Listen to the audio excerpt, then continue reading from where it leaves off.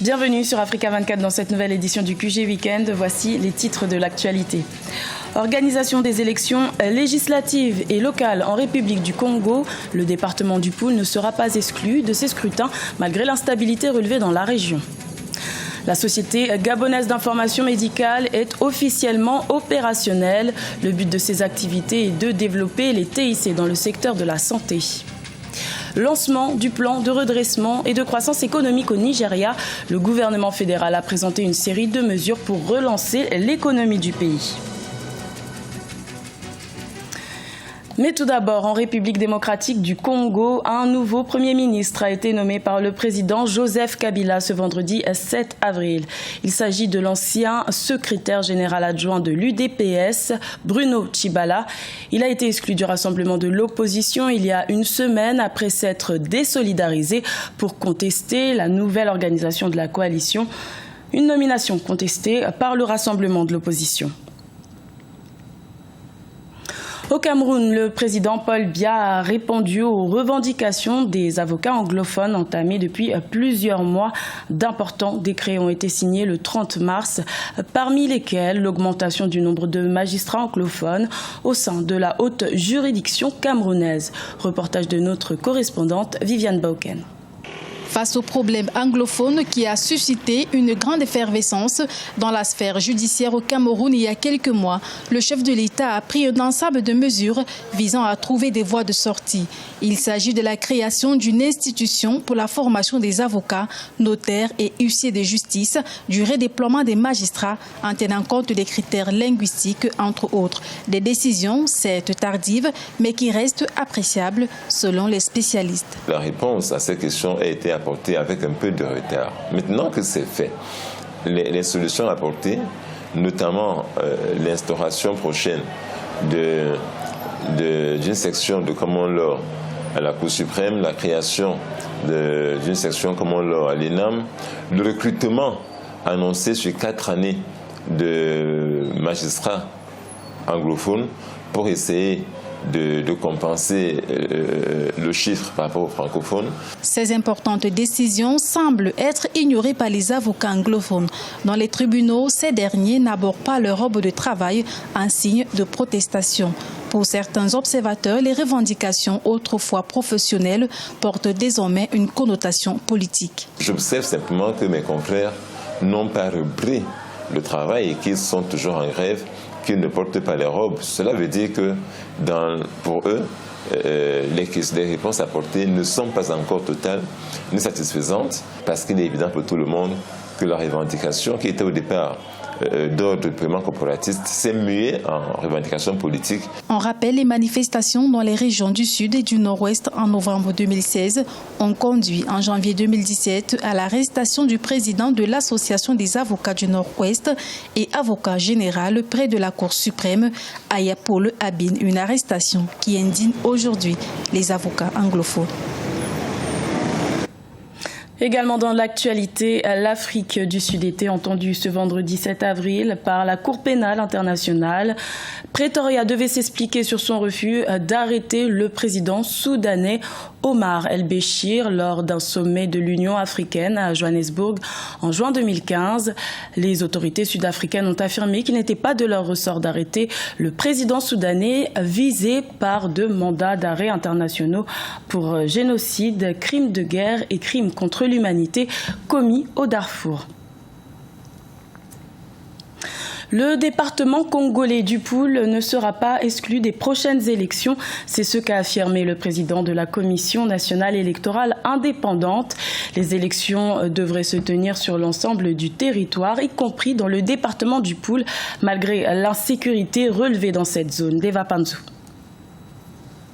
Cela fait près d'une année que le climat d'insécurité règne à nouveau dans plusieurs localités du département du Pôle. Ainsi, la participation des populations et la tenue des activités des différents candidats pourraient rencontrer un blocage. Mais le président de la Commission nationale électorale indépendante, Henri Bouka, n'exclut pas ce département, sauf s'il y a des difficultés sur le terrain. En ce qui concerne le département du Pôle, nous préparons les prochains scrutins sans exclure aucun département. département. Maintenant, si à l'arrivée, il se trouve que nous avons des difficultés de terrain, eh bien, nous allons en faire rapport à l'autorité.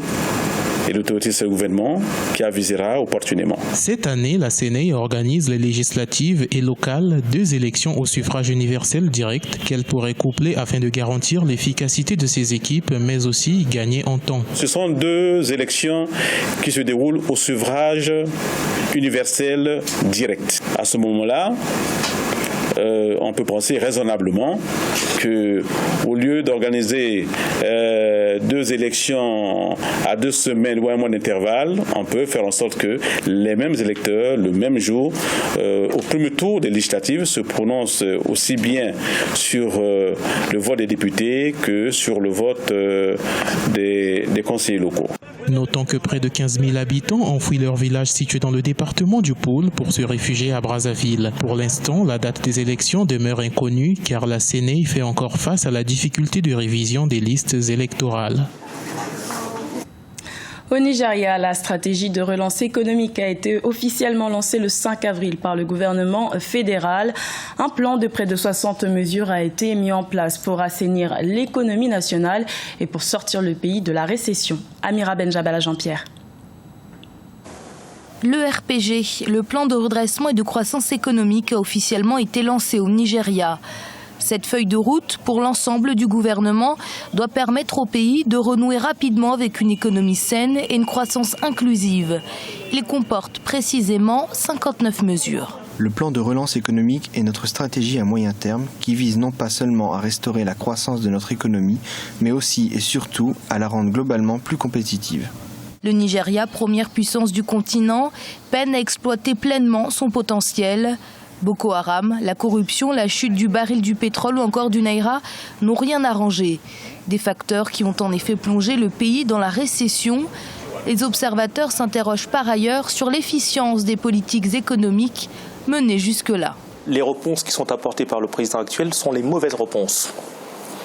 L'une des bases essentielles de l'économie, de la simulation de l'économie, de la relance de l'économie, tourne autour d'un pôle qui s'appelle l'aménagement du territoire ou des territoires pour l'organisation de l'action collective publique. Donc, la vraie question qu'on doit se poser, c'est comment faire en sorte que l'activité puisse exister dans les différents territoires, parce que c'est quand même, il faut le dire, c'est un État fédéral, on ne parle que de 2 villes, Abuja et Lagos. Le RPG sonne comme la dernière chance du Nigeria. 12 mesures prioritaires ont été identifiées. Parmi elles, l'assainissement du secteur industriel, la réorientation des fonds vers des programmes à fort impact social et le développement des infrastructures. La Société gabonaise d'information médicale SOGIM a lancé officiellement ses activités le 5 avril à Libreville. Un projet initié par le ministère de la Santé publique du Gabon pour promouvoir l'ensemble des actions dans le domaine de la recherche et de la formation. Reportage de notre correspondant Douglas Toutoum. Au Gabon, le projet de renforcement du système national d'information sanitaire a pris forme avec le lancement officiel à Libreville de la Société gabonaise d'informatique médicale SOGIM. Cette structure vise à développer la télémédecine et la recherche biomédicale dans le pays. Pour y arriver, de nombreux partenaires institutionnels tels que les ministères de la Santé publique, de l'enseignement supérieur, de l'économie numérique et la Banque mondiale y participent. L'économie numérique a été identifiée dans le PSGE comme un secteur clé pour la diversification des sources de croissance au Gabon, appelé Gabon numérique. Et le secteur de la santé comme un secteur prioritaire pour l'utilisation des technologies, de l'information et de la communication,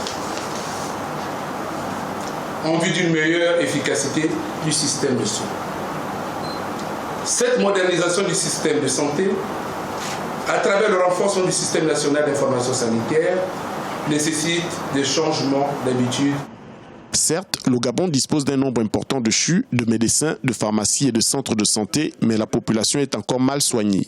Si l'arrivée de l'ACNAM-GS, Caisse nationale d'assurance maladie et de garantie sociale, et quelques efforts visibles dans certains hôpitaux, tels que l'hôpital militaire, sont des avancées certaines, le bilan de la santé publique au Gabon reste tout de même encore mitigé. Il convient de clarifier qu'il ne s'agit pas simplement d'un projet de renforcement du système national d'information sanitaire, mais un projet de renforcement du système en santé dans sa globalité, mais aussi un projet d'accès équitable aux services de santé de qualité et aux ressources humaines qualifiées.